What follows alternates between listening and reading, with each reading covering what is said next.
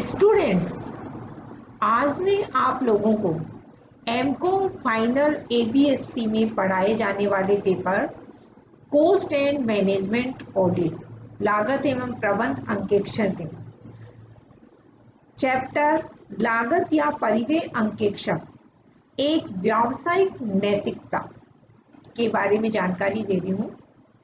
लागत या परिव्यय अंकेक्षण कंपनी अधिनियम 2013 की धारा 148 के अंतर्गत केंद्रीय सरकार की पूर्व अनुमति से कंपनी का संचालक मंडल एक लागत अंकेक्षक की नियुक्ति कर सकता है। अंकेक्षक की नियुक्ति से पूर्व कंपनी को केंद्रीय सरकार से लागत अंकेक्षण का आदेश प्राप्त होना चाहिए। किसी कंपनी के लागत खातों का अंकेक्षण एक ऐसे अंकेक्षक द्वारा उस तरीके से किया जाएगा जो केंद्रीय सरकार के आदेश में स्पष्ट किया जाए, जो कॉस्ट एंड वर्क्स अकाउंटेंट्स अधिनियम के अर्थों में एक लागत लेखाकार हो। यदि केंद्रीय सरकार का ऐसा मत रहे कि कॉस्ट एंड वर्क्स अकाउंटेंट्स अधिनियम के अर्थों में पर्याप्त संख्या में लागत लेखाकार कंपनियों के लागत खातों के अंकेक्षण के लिए उपलब्ध नहीं है, तो सरकार सरकारी गजट में अधिसूचना जारी करके उसमें व्यक्त अवधि के लिए चार्टर्ड लेखाकारों को भी कंपनियों के लागत खातों का अंकेक्षण करने का निर्देश दे सकती है। परिव्यय अंकेक्षक की नियुक्ति, इसमें ए पॉइंट है, ऐसी कंपनियों की दशा में जिन्हें अंकेक्षण समिति का गठन करना होता है। अंकेक्षण समिति की सिफारिश पर बोर्ड द्वारा एक पेशेवर लागत लेखापालों की फर्म को परिव्यय अंकेक्षक के रूप में नियुक्त किया जाएगा। दूसरा, उपरोक्त एक के अधीन परिव्यय समिति द्वारा सिफारिश किया गया पारिश्रमिक की राशि पर संचालक मंडल द्वारा विचार कर अनुमोदन किया जाएगा। इसमें वह पॉइंट है, अन्य कंपनियों की स्थिति में संचालक मंडल द्वारा किया जाएगा। कंपनी अधिनियम 2013 के अंतर्गत लागत अंकेक्षकों की नियुक्ति एवं पुनर्नियुक्ति। पहला पॉइंट हम इसमें जान रहे हैं, प्रत्येक कंपनी द्वारा अपनी प्रथम वार्षिक सभा में किसी व्यक्ति अथवा फर्म को लागत अंकेक्षक के रूप में नियुक्ति दी जाएगी, जो इस पद पर इस सभा की समाप्ति से अगली वार्षिक सभा के अंत तक बने रहेंगे। ऐसी नियुक्ति के पूर्व लागत अंकेक्षक से उसकी नियुक्ति संबंधी सहमति एवं प्रमाण पत्र लिखित में प्राप्त किया जाना चाहिए।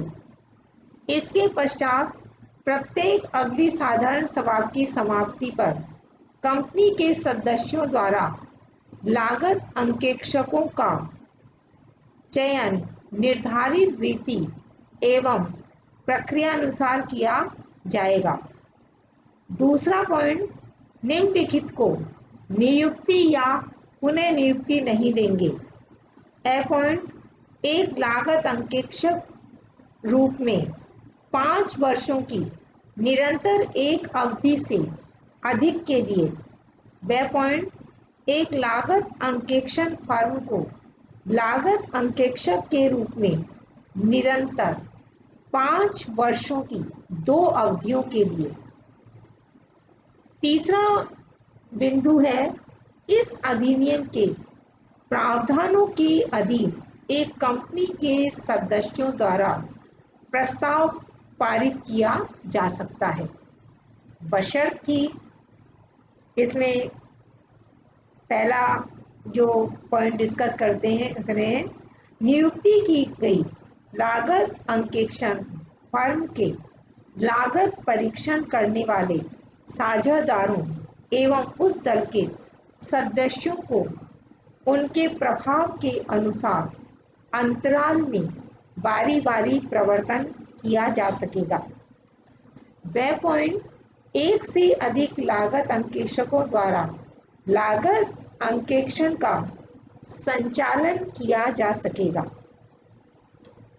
चौथा जो मुख्य बिंदु है वह केंद्रीय सरकार द्वारा नियमानुसार आदेश देकर लागत अंकेक्षकों के प्रवर्तन करने की प्रक्रिया उपधारा 2 के अंतर्गत निर्धारित की जा सकती है।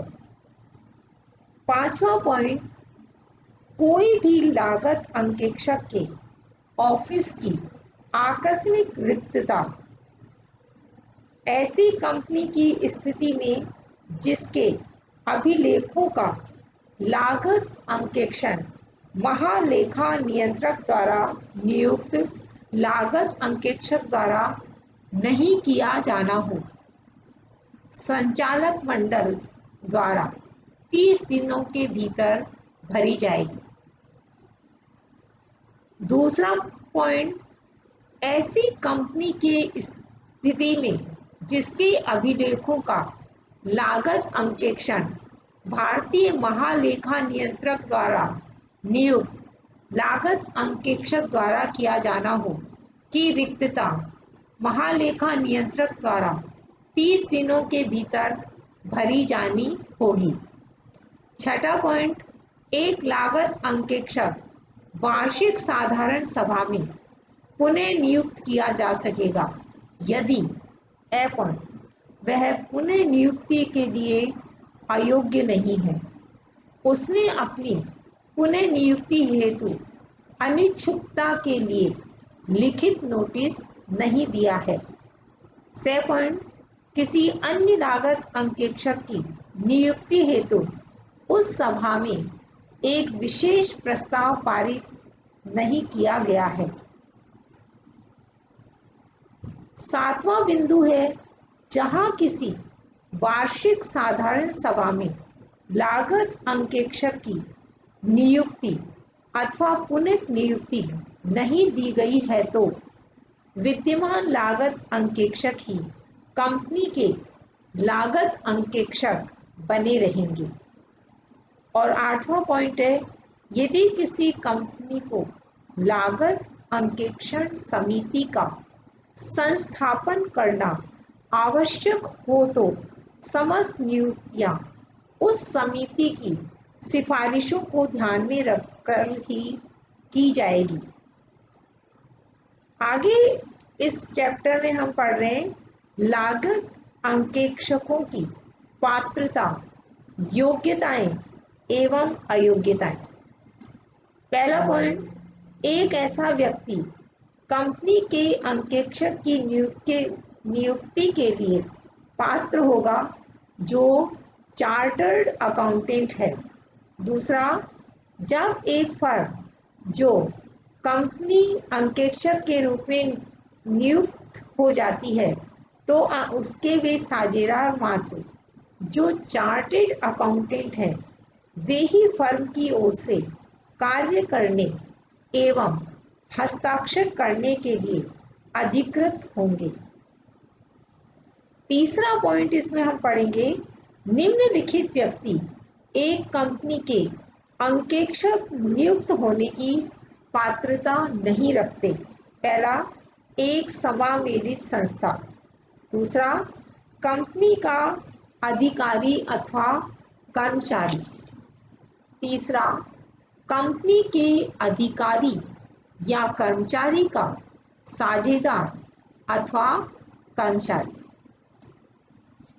नेक्स्ट, एक व्यक्ति जो अथवा उसका रिश्तेदार अथवा साझेदार। नेक्स्ट, एक व्यक्ति जिसका कंपनी के साथ व्यावसायिक संबंध हो। नेक्स्ट, एक व्यक्ति जो किसी संचालक अथवा कंपनी के कर्मचारी का रिश्तेदार हो। नेक्स्ट, एक व्यक्ति जो अन्यत्र पूर्णकालिक कर्मचारी हो। नेक्स्ट, एक व्यक्ति जो न्यायालय में किसी कपटपूर्ण अपराध के लिए दोषी सिद्ध हुआ हो। नेक्स्ट, जब एक व्यक्ति नियुक्त होने के पश्चात अयोग्यताएं प्राप्त करता है तो उसे अपना वह कार्यभार छोड़ना होगा।